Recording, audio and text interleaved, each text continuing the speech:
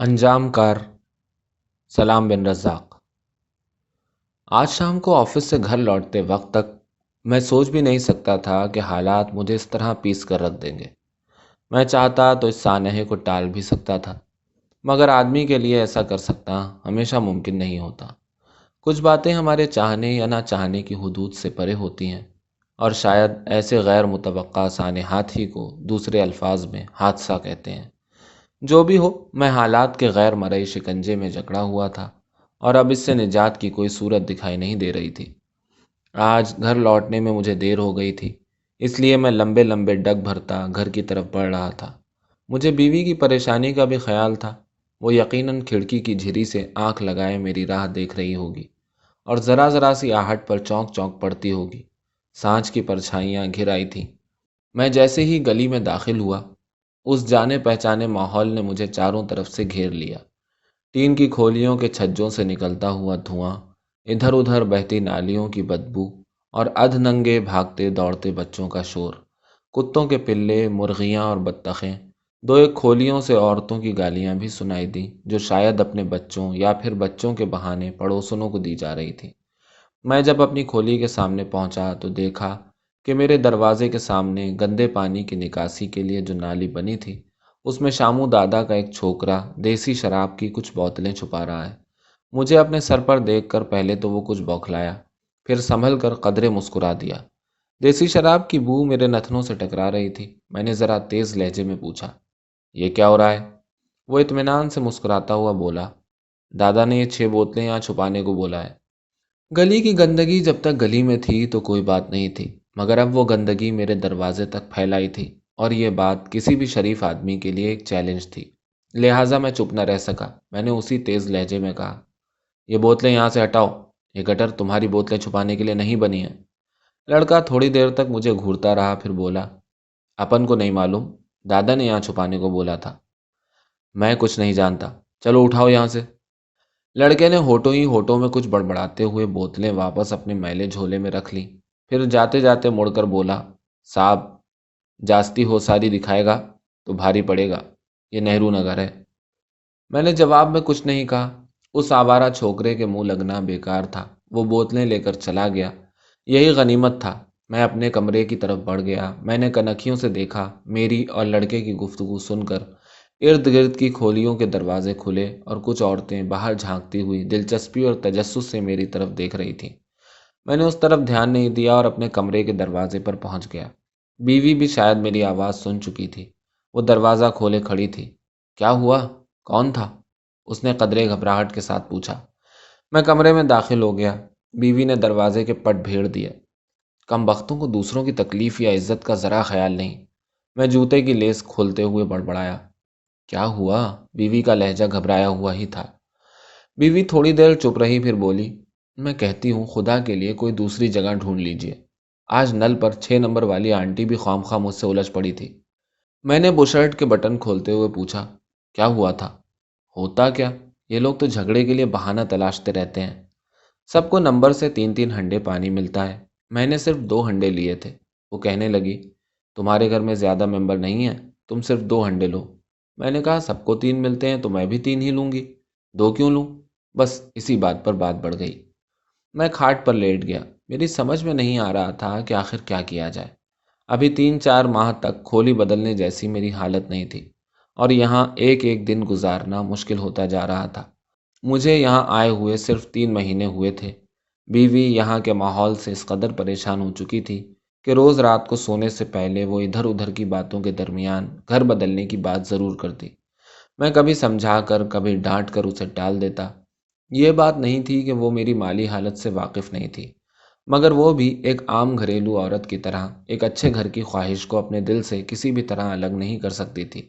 اس کی یہ خواہش اس وقت مزید شدت اختیار کر جاتی جب گلی میں کوئی لڑائی جھگڑا یا دنگا فساد ہو جاتا۔ اس قسم کے دنگے یہاں تقریباً روز ہی ہوا کرتے تھے۔ بعض اوقات تو معمولی جھگڑے سے بھی خون خرابے تک نوبت آ جاتی۔ اتوار کے روز یہاں کے ہنگاموں میں خصوصیت سے اضافہ ہو جاتا۔ ہفتے کے 6 دن تو زیادہ تر عورتیں آپس میں لڑتی رہتی۔ کبھی کبھی نل یا سنڈاس کی لائن میں 2 4 عورتیں ایک دوسرے سے الجھ پڑتی، جھوٹے پکڑ کر بھی کھینچے جاتے۔ मगर ये झगड़े, गाली गलौज या मामूली नोच खसोट से आगे न बढ़ पाते। मगर इतवार का दिन हफ्ते भर के छोटे मोटे झगड़ों का फैसला कुन दिन होता, क्योंकि उस दिन उन औरतों के शौहरों, बेटों और दूसरे अजीज रिश्तेदारों की छुट्टी का दिन होता जो मोटर वर्कशॉपों, मिलों और दीगर छोटे मोटे कारखानों में काम करते थे। उस दिन शंकर पाटिल का मटके का कारोबार भी क्लोज रहता। अलबत्ता शामू दादा के अड्डे पर खास रौनक होती। सुबह ही से पीने वालों का तांता बंधा रहता और लोग नो टॉनिक पाव शेर पी पी कर गली में इस सिरे से उस सिरे तक लड़खड़ाते, गालियां देते और हंसते कै कह लगाते घूमते फिरते। हफ्ते भर औरतें उन्हें अपने छोटे छोटे झगड़ों की जो रिपोर्टें देती थीं, वो उन्हीं रिपोर्टों की बुनियाद पर किसी न किसी बहाने लड़ाई छेड़ देते। हफ्ते भर का हिसाब चुकाने के लिए मर्द अपने अपने टीन और लकड़ियों के नापुख्ता झोंपड़ों से निकल आते। दिन भर खूब जमकर लड़ाई होती, दो चार का सर फटता और दो चार को पुलिस पकड़कर ले जाती। ये हर इतवार का मामूल था। यहाँ के माहौल से भी मैं काफ़ी परेशान था, मगर सिर्फ परेशानी से कब कोई मसला हल होता है। शहरों में एक साफ सुथरे माहौल में मुनासिब मकान का हासिल करना मुझ जैसे मामूली क्लर्क के लिए कितना मुश्किल है, इसका सही अंदाज़ा बीवी को नहीं हो सकता था, क्योंकि वो गांव से पहली दफ़ा शहर आई थी। इतने में बीवी चाय का प्याला लेकर साड़ी के पल्लू से मुंह पोंछती मेरे पास आकर बैठ गई। थोड़ी देर तक खामोश नज़रों से मेरी तरफ देखती रही, फिर बोली, लीजिए, चाय पी लीजिए। मैंने चाय का प्याला उठा लिया। वो कह रही थी, परसों 3 नंबर वाली जुलेखा आई थी, उसने मुझसे उधार आटा मांगा। मैंने बहाना कर दिया कि गेहूं अभी पिसाए नहीं गए हैं। उस वक्त वो चुपचाप चली गई, मगर तब से संडास की लाइन में नल पर मुझे देखते ही नाक चढ़ाकर आंखें मचकाती है और मेरी तरफ मुंह करके थूकती है, कुतिया कहीं की। बीवी ने मुंह बनाते हुए तल्ख लहजे में कहा। मेरी नज़रें बीवी के चेहरे पर गड़ी हुई थी। मैंने चाय का घूंट भरते हुए कहा, थोड़ा सा आटा दे देना था। क्या दे देती? उसकी आवाज़ मजीद तीखी हो गई। आप नहीं जानते, इन लोगों की न दोस्ती अच्छी न दुश्मनी। इसी लेन देन पर तो आए दिन यहाँ झगड़े होते रहते हैं। बीवी ने जैसे किसी बहुत बड़े राज का इंकशाफ करने वाले अंदाज में कहा। मैं चुप था। वो कह रही थी, आज आपने देर कर दी। खुदा के लिए आप ऑफिस से जल्द आया कीजिए। आपके ऑफिस से लौटने तक मेरी जान सूखती रहती है। यहाँ पल पल एक झगड़ा होता रहता है। आपके लौटने से पहले सामने वाली सकीना और राबू में खूब गाली गलौज हुई। क्यों? कुछ नहीं, सकीना के बच्चे ने राबू की बत्तख को कंकर मारा था। बस इसी पर दोनों में खूब जमकर लड़ाई हुई। वो तो सखू ताई ने दोनों को समझा बुझाकर चुप करा दिया, वरना नोच खसोट तक की नौबत आ गई थी। मैं सुनने को तो बीवी की बातें सुन रहा था, मगर मेरा जहन शामू दादा के छोकरे के साथ हुई गुफ्तगू में उलझा हुआ था। कम बख्त एक तो गलत काम करते हैं और टोको तो धमकियां देते हैं। दादा है ना, कानून कायदा सब उनका गुलाम है। जिस दिन कानून की गिरफ्त में आ जाएंगे, सारी दादागिरी धरी की धरी रह जाएगी। अचानक बीवी बोलते बोलते चुप हो गई। वो कुछ सुनने की कोशिश कर रही थी। आवाज़ें मेरे दरवाजे पर आकर रुक गईं। मैंने शामू दादा की आवाज़ सुनी। वो कह रहा था, चल बे लालू, रख इसमें बोतलें, देखता हूँ कौन साला रोकता है। एक लम्हे को मेरा दिल जोर से धड़का। आखिर वही हुआ जिससे मैं अब तक बचता आया था। मैंने बीवी की तरफ देखा, उसका चेहरा पीला पड़ गया था। उसने मेरा हाथ पकड़ते हुए कहा, जाने दीजिए, रख लेने दीजिए, अपना क्या जाता है। प्याले में थोड़ी सी चाय बची थी। मैंने प्याला उसी तरह फर्श पर रख दिया, फिर उससे अपना हाथ धीरे से छुड़ाता हुआ बोला, तुम चुप बैठी रहो, घबराने की कोई ज़रूरत नहीं। हम इस तरह उनकी हर बात बर्दाश्त कर लेंगे तो ये लोग हमारे सर पर सवार हो जाएंगे। मैं खाट पर से उठ गया। बीवी घिघियाई, नहीं, खुदा के लिए आप बाहर मत जाइए, आप अकेले क्या कर सकेंगे, वो बदमाश लोग हैं। मैंने उसे तसल्ली देते हुए कहा, पागल हुई हो, मैं क्या झगड़ा करने जा रहा हूँ, आखिर बात करने में क्या हरज है। मैं दरवाज़ा खोलकर बाहर आ गया। शामू दादा कमर पर दोनों हाथ रखे खड़ा था। उसके पास और दो छोकरे जेबों में हाथ डाले खड़े थे। वही छोकरा जो पहले भी आया था, झोले से बोतलें निकाल निकाल कर गटर में दबा रहा था। मेरे बाहर निकलते ही वो चारों मेरी तरफ देखने लगे। शामू एक लम्हे तक मुझे घूरता रहा, फिर छोकरे से मुखातिब हुआ, ए साले, संभाल कर रख, कोई बोतल फूट फूट गई तो तेरी बहन की ऐसी तैसी कर डालूंगा। मैं अपने चबूतरे के किनारे पर आकर खड़ा हो गया। वो लोग मेरी तरफ मुड़े। उनकी आंखों में गुस्सा, नफरत और हिकारत के भाव उतर आए। मैंने करीब पहुंचकर निहायत नर्म लहजे में शामू से कहा, आप ही शामू दादा हैं? हाँ, क्यों? शामू किसी कटखन्ने कुत्ते की तरह गुर्राया। देखिए, یہاں ان بوتلوں کو مت رکھیے، ہمیں تکلیف ہوگی۔ تکلیف ہوگی تو کوئی دوسری جگہ ڈھونڈو، اس جھوپڑ پٹی میں کیوں چلے آئے؟ میری بات سمجھنے کی کوشش کیجیے، یہ چیزیں ہمیں پسند نہیں ہیں، کسی دوسری جگہ کیوں نہیں رکھتے انہیں؟ یہ بوتلیں یہیں رہیں گی، تمہیں جو کرنا ہے کر لو۔ اس کے باقی دونوں ساتھی میری طرف بڑھتے ہوئے بولے، یہ تمہارے باپ کی گٹر ہے کیا؟ اس وقت اندر ہی اندر ابلتے غصے کی وجہ سے میری جو حالت ہو رہی تھی وہ بیان سے باہر ہے۔ جی میں آ رہا تھا کہ ان تینوں کمبختوں کی ایک سرے سے لاشیں گرا دوں، مگر میں جانتا تھا کہ ایسی جگہوں پر اپنا ذہنی توازن کھونے کا مطلب سوائے پٹنے کے اور کچھ بھی نہیں۔ میں نے لہجے کو ذرا بھاری بناتے ہوئے کہا، دیکھو، باپ دادا کا نام لینے کی ضرورت نہیں، میں اب تک شرافت سے آپ لوگوں کو سمجھا رہا ہوں۔ ارے تو کیا کر لے گا ہمارا؟ تیری ماں کی ماں آدر سالہ، ایک جھاپڑ میں مٹی چاٹنے لگے گا اور ہم سے ہوشیاری کرتا ہے۔ شامو نے 2 قدم میری طرف بڑھتے ہوئے کہا۔ گالی سن کر میرے تن بدن میں آگ لگ گئی۔ میں انہیں انگلی اٹھا کر کہا، دیکھو شامو، اپنی حد سے آگے مت بڑھو، ایک تو غیر قانونی کام کرتے ہو، اوپر سے سینہ زوری کرتے ہو۔ ارے تیرے قانون کی بھی ماں کی، شامو میری طرف لپکتا ہوا بولا۔ اس کے ایک ساتھی نے اسے پیچھے ہٹاتے ہوئے کہا، ٹھہرو دادا، اس سالے کو میں ٹھیک کرتا ہوں۔ اس نے جیب سے ایک لمبا سا چاقو نکال لیا۔ کڑ کڑ چاقو کھلنے کی آواز کے ساتھ ہی میرے جسم میں سر سے پیر تک چونٹیاں رینگ گئیں۔ میری انتہائی کوشش کے باوجود حالات میرے قابو سے باہر ہو چکے تھے۔ ایک لمحے کو میں سر سے پیر تک کانپ گیا۔ ارد گرد کے جھوپڑوں سے عورتیں، مرد اور بوڑھے سب نکل آئے تھے۔ سب کے سب اس جھگڑے کو بڑی دلچسپی سے دیکھ رہے تھے۔ شامو کے ساتھی کے چاقو نکالتے ہی 2 3 عورتوں کے منہ سے چیخیں نکل گئیں اور ان چیخوں نے میری نس نس میں ایک کپ کپاہٹ سی بھر دی۔ میں زندگی میں پہلی دفعہ اس قسم کی سچویشن سے دوچار ہوا تھا۔ میرا سارا غصہ ایک خوف زدہ بچے کی طرح سہم کر میرے اندر ہی دبک گیا۔ میں اب صرف ایک گھبراہٹ بھرے پچھتاوے کے ساتھ اس غنڈے کے چمچماتے چاقو کی طرف دیکھ رہا تھا۔ میں اس وقت بھاگ کر اپنے کمرے میں چھپ سکتا تھا، مگر اب بھاگنا بھی اتنا آسان نہیں رہ گیا تھا، کیونکہ بیسیوں آنکھیں مجھے اپنی نظر کے ترازو میں تول رہی تھیں۔ بھاگنے کا مطلب تھا میں ہمیشہ ہمیشہ کے لیے ان نگاہوں میں مر جاتا۔ وہ غنڈا چاقو لیے میری طرف بڑھا اور میں بے حس و حرکت وہیں کھڑا رہا۔ پر میں نہیں کہتا کہ اس وقت میں بہت بہادری سے کھڑا تھا، بلکہ اس وقت اپنے پیروں کو اس جگہ جمائے رکھنے میں مجھے جس کشمکش اور تکلیف کا سامنا کرنا پڑ رہا تھا وہ میرا ہی دل جانتا ہے۔ میں اپنے کمرے کے چبوترے پر کھڑا تھا۔ وہ غنڈا بالکل میرے قریب پہنچ چکا تھا۔ قریب پہنچ کر وہ بھی ایک لمحے کو ٹھٹکا۔ شاید اسے بھی توقع تھی کہ میں بھاگ کر کمرے میں گھس جاؤں گا، مگر جب خلاف توقع اس نے مجھے اسی طرح کھڑا پایا تو بجائے مجھ پر چاقو کا وار کرنے کے میری ٹانگ پکڑ کر مجھے نیچے کھینچ لینا چاہا۔ میں ایک قدم پیچھے ہٹ گیا، میری ٹانگ اس کے ہاتھ نہ آ سکی۔ اتنے میں پیچھے سے ایک چیخ سنائی دی اور کوئی آ کر مجھ سے لپٹ گیا۔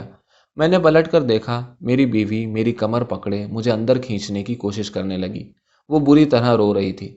چلیے آپ اندر چلیے، خدا کے لیے آپ اندر چلیے، اس نے مجھے کمرے کی طرف گھسیٹتے ہوئے کہا۔ بیوی میں اتنی طاقت نہیں تھی کہ وہ مجھے اندر گھسیٹ لے جاتی، مگر میرا شعور بھی شاید اسی میں اپنی عافیت سمجھ رہا تھا۔ بیوی نے مجھے کمرے میں دھکیل کر دروازہ اندر سے بند کر لیا اور زور زور سے پھوٹ پھوٹ کر رونے لگی۔ ایک لمحے تک باہر سناٹا چھایا رہا، صرف میری بیوی کی زور زور سے رونے کی آواز سنائی دے رہی تھی۔ پھر باہر سے مغلظات کا ایک طوفان امٹ پڑا۔ وہ سب مجھے بے تحاشا گالیاں دے رہے تھے۔ پھر ایسا بھی سنائی دیا جیسے کچھ لوگ انہیں سمجھا رہے ہوں، مگر 2 3 منٹ تک گالیوں کا سلسلہ برابر چلتا رہا۔ بیوی دونوں پیر پکڑے میرے گھٹنوں پر سر ٹکائے بری طرح رو رہی تھی۔ میں کھاٹ پر کسی بت کی طرح چپ چاپ بیٹھا رہا۔ آخر مغلظات کا طوفان رکا اور پھر ایسا لگنے لگا جیسے بھیڑ چھٹ رہی ہو۔ تھوڑی دیر بعد باہر مکمل سناٹا چھا گیا۔ صرف رہ رہ کر کسی کھولی سے کسی عورت کی کوئی تیکھی گالی اڑتی ہوئی آتی اور ایک تماچے کی طرح کان پر لگتی۔ میں پتہ نہیں کتنی دیر تک اسی طرح چپ چاپ بیٹھا رہا۔ بیوی پتہ نہیں کب تک گود میں سر ڈالے روتی رہی۔ اس وقت ندامت، غصے اور خوف سے میری عجیب کیفیت تھی۔ ذہن گویا ہوا میں اڑا جا رہا تھا اور دل تھا کہ سینے میں سنبھلتا ہی نہیں تھا۔ میری ساری کوششوں کے باوجود معاملہ کسی کانچ کے برتن کی طرح میرے ہاتھوں سے چھوٹ کر ٹکڑے ٹکڑے ہو گیا تھا، اور اب اس کی کلچیں میرے جسم میں اس طرح گڑ گئی تھیں کہ میرا سارا وجود لہو لہان ہو گیا تھا۔ میری ساری تدبیریں ناکام ہو گئی تھیں اور اب میں بہت بلندی سے گرنے والے کسی بد نصیب شخص کی طرح ہوا میں معلق ہاتھ پیر مار رہا تھا، کسی کگار کو چھو سکنے یا کسی ٹھوس جگہ پر پاؤں جمانے کی بے نتیجہ کوشش۔ آخر میں نے طے کر لیا کہ میں جلد ہی یہ کھولی چھوڑ دوں گا، مگر کھولی چھوڑنے سے پہلے اپنی توہین کا بدلہ بھی لینا تھا۔ مگر میں اکیلا کیا کر سکتا تھا؟ میں بہت دیر تک اسی پیچ و تاب میں بیٹھا رہا۔ آج میں اپنی نظروں میں ذلیل ہو گیا تھا۔ رہ رہ کر ان غنڈوں کی گالیاں میرے کانوں میں گونج رہی تھیں اور میری بے بسی کا احساس بڑھتا جا رہا تھا، اور اس بے بسی کے احساس کے ساتھ ہی میرا غصہ بھی بڑھتا جا رہا تھا۔ بیوی کی سسکیاں اب تھم چکی تھیں، مگر اس کا سر میری گود میں اسی طرح رکھا تھا۔ میں نے آہستہ سے اس کا سر اٹھاتے ہوئے کہا، اٹھو، چارپائی پر لیٹ جاؤ۔ بیوی اسی طرح فرش پر بیٹھی ساڑی کے پلو سے اپنی ناک سڑکنے لگی۔ میں اٹھ کر بشرٹ پہننے لگا۔ بیوی نے میری طرف دیکھتے ہوئے پوچھا، کہاں جا رہے ہو؟ میں نے کہا، تم آرام کرو، میں ابھی پولیس اسٹیشن سے ہو آتا ہوں۔ نہیں، آپ کہیں نہ جائیے، گھبراؤ نہیں، میں نے تسلی دیتے ہوئے کہا، میں ابھی 10 منٹ میں آ جاؤں گا۔ نہیں، خدا کے لیے آپ ان لوگوں سے نہ الجھیے، وہ لوگ بہت بدماش ہیں۔ تم خام خواہ گھبرا رہی ہو، یہ لوگ سیدھے سادے لوگوں پر اسی طرح دھونس جماتے ہیں، کسی کو مارنا اتنا آسان نہیں ہوتا۔ تم دیکھنا، 10 منٹ بعد پولیس ان سب کے ہتکڑیاں لگا کے لے جائے گی۔ کسی شریف آدمی کو اس طرح پریشان کرنا ہنسی کھیل نہیں ہے۔ مگر آپ اکیلے ہیں اور وہ بہت سارے ہیں، آپ اکیلے کتنوں سے لڑیں گے؟ ارے میں لڑنے کہاں جا رہا ہوں، پولیس میں شکایت درج کراؤں گا، پولیس خود آ کر ان سے سمجھ لے گی۔ ہم اس طرح ان کی بدماشی کو سہتے رہے تو جینا دوبر ہو جائے گا، انہیں ان کی بدماشی کی آخر کچھ تو سزا ملنی چاہیے۔ بیوی کی آنکھوں سے پھر آنسو بہنے لگے۔ جب ہمیں یہاں رہنا ہی نہیں ہے تو پھر خام خواہ ان کے منہ لگنے کی کیا ضرورت؟ میں نے ذرا کڑک لہجے میں کہا، تم اندر سے کنڈی لگاؤ، تم ان باتوں کو نہیں سمجھتی۔ وہ لوگ ہمارے دروازے پر آ کر ہمیں یوں ذلیل کر جائیں اور ہم پولیس میں شکایت تک نہ کریں، اس سے بڑی بزدلی اور کیا ہو سکتی ہے؟ آج انہوں نے دروازے پر گڑبڑ کی، کل گھر میں بھی گھس سکتے ہیں۔ پھر لہجے کو تھوڑا نرم بناتے ہوئے کہا، تم سمجھدار ہو، ہمت سے کام لو، میں ابھی لوٹ آؤں گا، چلو اٹھو، دروازہ اندر سے بند کر دو۔ یہ کہہ کر میں باہر نکل گیا۔ بیوی مرے قدموں سے چلتی میرے پیچھے آئی۔ میں نے دروازہ بند ہونے کے ساتھ ہی اس کی ہلکی ہلکی سسکیوں کی آواز بھی سنی۔ گلی میں کافی اندھیرا تھا، پاس کی کھولیوں کے دروازے بند ہو چکے تھے، چاروں طرف ایک ناگوار قسم کا سناٹا چھایا ہوا تھا۔ میں گلی کو پار کر کے سڑک کے کنارے آ گیا۔ یہاں لیمپ پوسٹ کی ملگجی روشنی اونگ رہی تھی۔ میں نے مڑ کر دائیں طرف نظر دوڑائی جہاں شاموں کا شراب کا اڈا تھا۔ چاروں طرف ٹاٹ سے گھرے اس اڈے میں کافی روشنی ہو رہی تھی۔ باہر بینچوں پر کچھ لوگ بیٹھے پیتے دکھائی دیے۔ پاس ہی سیخ کباب والا اپنی انگیٹھی دہکائے بیٹھا تھا۔ اڈے سے رہ رہ کر ہلکے ہلکے قہقہوں اور گلاسوں کے کھنکنے کی ملی جلی آوازیں آ رہی تھیں۔ پولیس اسٹیشن جانے کا راستہ اسی طرف سے تھا، مگر میں اس طرف جانے کے بجائے دوسری طرف مڑ گیا اور ریل کی پٹری کراس کر کے بڑی سڑک پر نکل آیا۔ میں دل ہی دل میں پولیس اسٹیشن میں انسپکٹر کے سامنے کی جانے والی شکایت کا خاکہ ترتیب دینے لگا۔ میں زندگی میں پہلی دفعہ پولیس اسٹیشن جا رہا تھا۔ دل میں ایک طرح کی گھبراہٹ بھی تھی، مگر ان بدماشوں کو مزہ چکھانے کا جذبہ اس گھبراہٹ پر کچھ ایسا حاوی تھا کہ پیر پولیس اسٹیشن کی طرف بڑھتے ہی گئے۔ میں نے سن رکھا تھا کہ وہاں شریف آدمیوں سے کوئی سیدھے منہ بات تک نہیں کرتا۔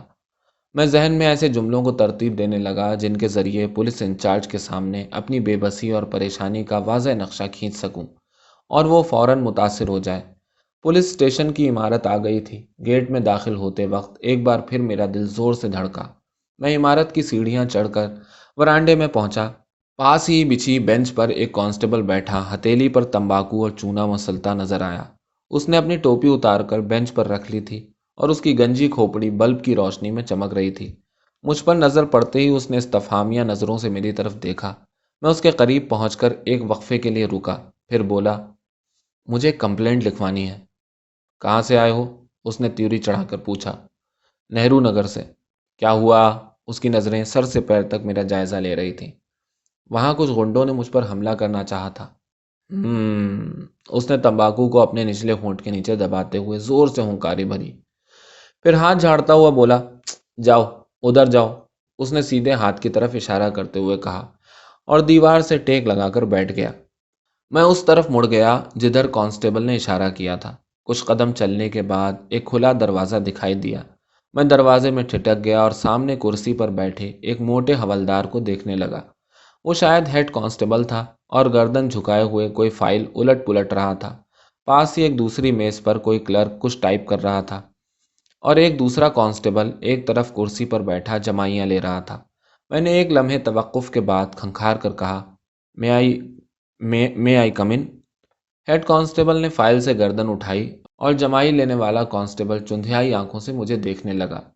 ہیڈ کانسٹیبل نے گردن ہلا کر مجھے اندر آنے کی اجازت دی۔ میں اندر داخل ہوا اور میز کے پاس جا کھڑا ہوا۔ کیا ہے؟ ہیڈ کانسٹیبل نے فائل پر سے نظریں اٹھاتے ہوئے پوچھا۔ جی جی مجھے ایک کمپلینٹ لکھوانی ہے۔ کہاں رہتے ہو؟ نہرو نگر میں۔ کیا ہوا؟ جلدی بولو۔ اس کا لہجہ بڑا اہانت آمیز تھا۔ میں نے دل میں الفاظ تولتے ہوئے کہا، جی بات یہ ہے کہ میں نہرو نگر میں 5 نمبر بلاک میں رہتا ہوں۔ وہاں شامو دادا کا شراب کا اڈا ہے۔ اس کے چھوکروں نے آج مجھ پر چاقو سے حملہ کرنا چاہا تھا۔ کیوں؟ تم نے اسے چھیڑا ہوگا، ہیڈ کانسٹیبل نے کہا۔ میں اس ریمارک پر بوکھلا گیا۔ میں سمجھ رہا تھا شراب کے اڈے کا ذکر آتے ہی یہ لوگ ان گنڈوں کی غنڈہ گردی کو سمجھ جائیں گے، کیونکہ شامو ناجائز شراب کا کاروبار کرتا تھا۔ مگر اب حولدار کے تیور دیکھ کر میرا دل ڈوبنے لگا۔ میں نے مسمسی صورت بنا کر کہا، جی میں نے کچھ نہیں کیا۔ پھر کیا اس کا دماغ خراب ہو گیا تھا جو خام خواہ تم سے جھگڑا کرنے آ گیا؟ اس کے درست لہجے نے میرے رہے سہے حواس بھی غائب کر دیے تھے۔ پھر بھی میں نے سنبھلتے ہوئے کہا، جی بات یہ تھی کہ وہ ہمارے گھر کے سامنے والی نالی میں شراب کی بوتلیں چھپا رہا تھا۔ میں نے منع کیا، بس اسی پر بگڑ گیا۔ یہ بات ہے۔ یہ بتاؤ تم نے منع کیوں کیا؟ جی، میں نے حیرت سے اس کی طرف دیکھا۔ صاحب وہ میرے گھر کے سامنے شراب چھپا رہا تھا۔ میں ایک شریف آدمی ہوں، کیا مجھے اس پر اعتراض کرنے کا حق بھی نہیں؟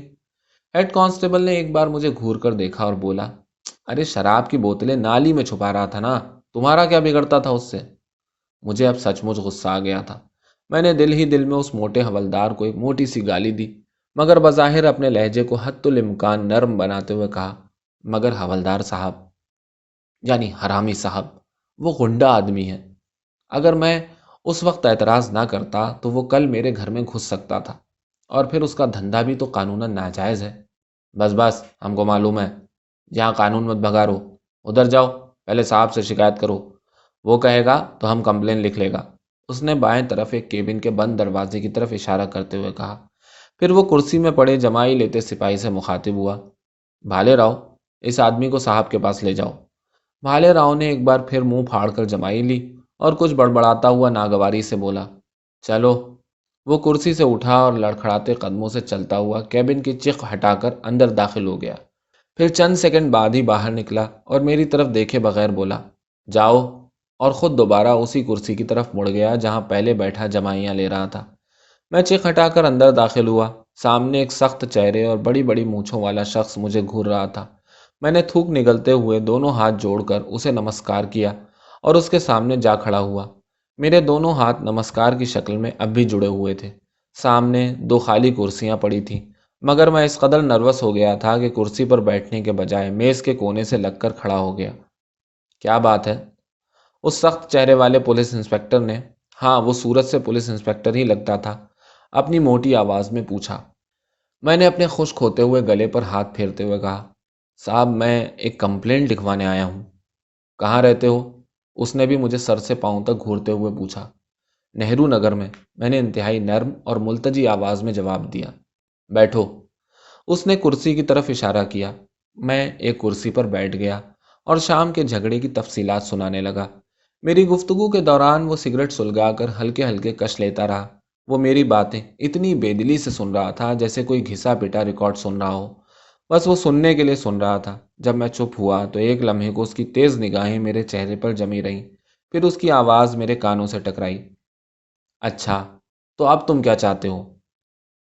جی، میں اس کے سوال کا مطلب نہیں سمجھ سکا تھا، اس لیے صرف جی کر کے رہ گیا۔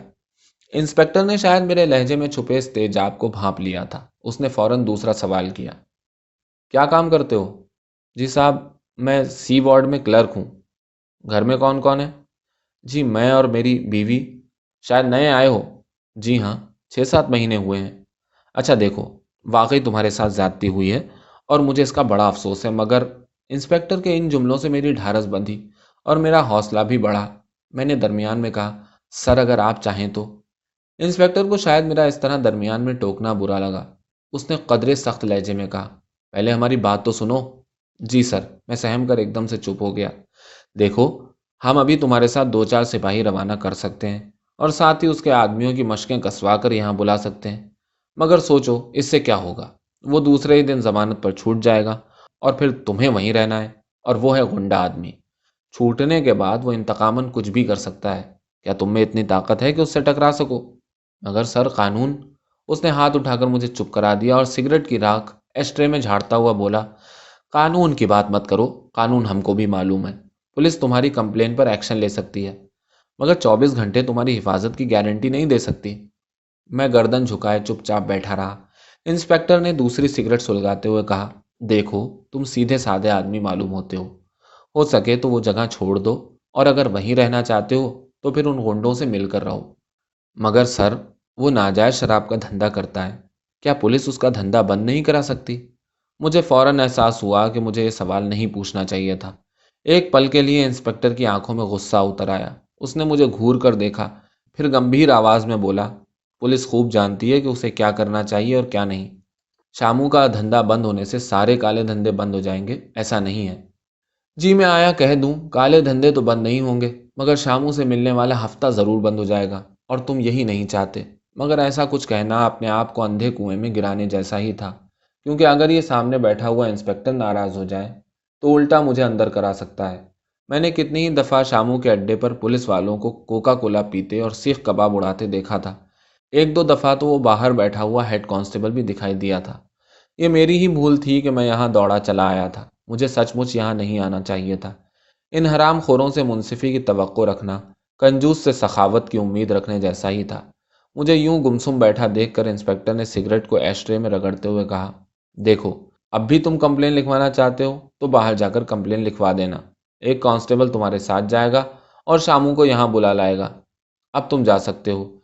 इतना कहकर उसने मेज पर रखी घंटी बजाई। झट एक हवालदार अंदर दाखिल हुआ। इंस्पेक्टर ने रोबदार आवाज में कहा, देखो, ये कोई कंप्लेन लॉन्च कराना चाहते हैं। पांडे से कहो इनकी कंप्लेन लिख ले और भाले राव को इनके साथ भेज दे। यस सर, हवलदार ने सर झुकाकर कहा। फिर मेरी तरफ मुड़कर बोला, चलो। मैं हवलदार के पीछे बाहर निकल आया।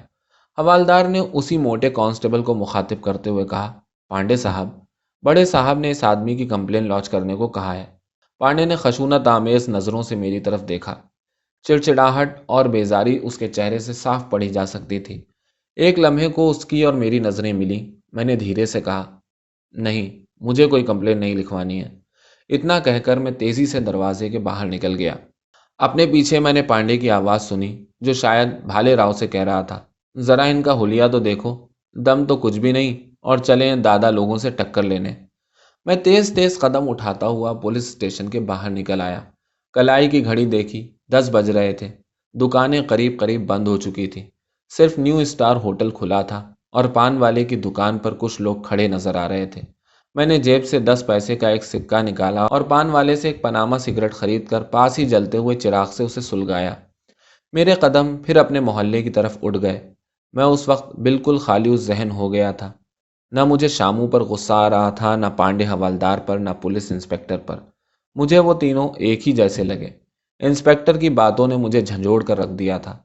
मुझे लग रहा था सच्चाई, इंसाफ और शराफत सब किताबी बातें हैं।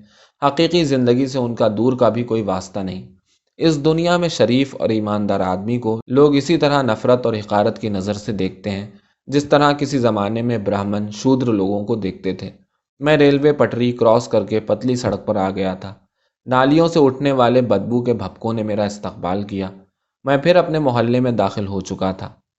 सामने शामू के अड्डे पर वैसी ही चहल पहल थी। सीख कबाब वाले की अंगीठी बराबर दहक रही थी और गिलासों की खनक और पीने वालों की बहकी बहकी गालियां फिजा में तैरती फिर रही थी। मैं एक पल के लिए ठिठका, फिर अपने घर की तरफ मुड़ने के बजाय शामू के अड्डे की तरफ बढ़ गया। करीब पहुंचकर मैंने अड्डे का जायजा लिया। 5-10 आदमी बेंच पर बैठे सीख कबाब चखते शराब के घूंट ले रहे थे। सोडा वाटर की बोतलें और शराब के गिलास उनके सामने रखे थे। देसी शराब की तेज बू मेरे नथनों से टकराई। 2 छोकरे पीने वालों को सर्व कर रहे थे। उनमें एक वही था जिसने मुझ पर चाकू उठाया था। मैं जैसे ही रोशनी में आया, उसकी नज़र मुझ पर पड़ी। एक लम्हे के लिए वो चौंका, फिर अपने हाथ में दबी सोडे की बोतल दूसरे छोकरे के हाथ में थमाता हुआ धीमी आवाज में कुछ बोला। उस छोकरे ने भी पलटकर मुझे देखा और फिर लपक कर अंदर के कमरे में चला गया। मुझ पर चाकू उठाने वाला अपनी कमर पर दोनों हाथ रखे उसी तरह खड़ा मुझे घूर रहा था। मैं धीरे धीरे चलता हुआ करीब की एक बेंच पर जाकर बैठ गया। اتنے میں شامو لنگی اور بنیان پہنے باہر نکلا۔ اس کے ساتھ دو چھوکرے اور بھی تھے۔ شامو کے تیور اچھے نہیں تھے۔ کون ہے رے؟ اس نے تیکھے لہجے میں مجھ پر چاقو اٹھانے والے چھوکرے سے پوچھا۔ پھر اس کے جواب دینے سے پہلے ہی اس کی نظر مجھ پر پڑ گئی اور وہ بھی ایک لمحے کے لیے ٹھٹک گیا۔ میری نظریں اس کے چہرے پر گڑی ہوئی تھیں۔ اس نے ان چھوکروں سے کچھ کہا جسے میں سن نہیں سکا۔ پھر وہ دھیرے دھیرے چلتا ہوا میرے قریب آ کر کھڑا ہو گیا۔ دوسرے چھوکرے چند قدم کے فاصلے سے مجھے نیم دائرے کی شکل میں گھیرے کھڑے ہو گئے۔ شراب پینے والے دوسرے گاہک بھی اب بہکی بہکی باتیں کرنے کے بجائے ہماری طرف دیکھنے لگے تھے۔ شاید وہ بھی سمجھ گئے تھے کہ اب یہاں کچھ ہونے والا ہے۔ میں اسی طرح بینچ پر بیٹھا شامو کی طرف دیکھ رہا تھا۔ شامو نے اپنی لنگی اوپر چڑھاتے ہوئے کڑے لہجے میں پوچھا، اب کیا ہے؟ مان اس کی اور میری نظریں ملی۔ اس کی نگاہوں سے چنگاریاں نکل رہی تھیں۔ میں نے نہایت پرسکون لہجے میں جواب دیا، پاؤ سیر موسمبی اور ایک سادہ سوڈا۔ شامو کے ہاتھ سے لنگی کے چھور چھوٹ گئے اور وہ حیرت سے میری طرف دیکھنے لگا۔ نیم دائرے کی شکل میں کھڑے اس کے چھوکرے بھی حیران نظروں سے ایک دوسرے کی طرف دیکھنے لگے۔ ان کے لیے میرا یہ رویہ شاید قطعی غیر متوقع تھا۔ وہ سب پتھر کی مورتیوں کی طرح بے حس و حرکت کھڑے میری طرف دیکھ رہے تھے۔ ان کی آنکھوں میں اس وقت ایک عجیب قسم کی پریشانی جھلک رہی تھی۔ چند ثانیوں کے لیے ہی کیوں نہ ہو، اس وقت وہ مجھے بہت بے بس نظر آئے اور ان کی اس بے بسی کو دیکھ کر مجھے اندر سے بڑی راحت کا احساس ہوا۔ چند سیکنڈ تک کوئی کچھ نہ بولا۔ میں نے اسی ٹھہرے ہوئے لہجے میں آگے کہا، اور ایک پلیٹ بھنی ہوئی کلیجی بھی دینا۔